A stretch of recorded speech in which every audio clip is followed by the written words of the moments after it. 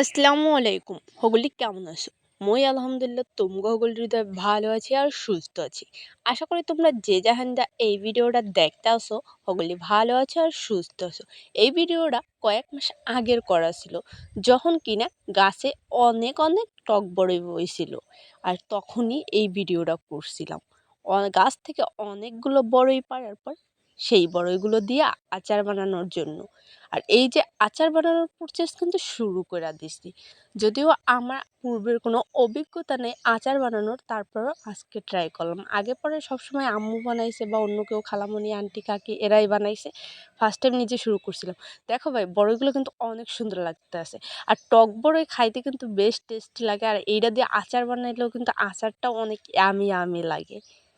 আর এখানে দেখে বুঝতে পারতেছো কতটা সুন্দর লাগতেছে। আর প্রত্যেকটা মশলা যা যা দেওয়ার দরকার আমি কিন্তু সবই এখানে দিয়ে দিছিলাম।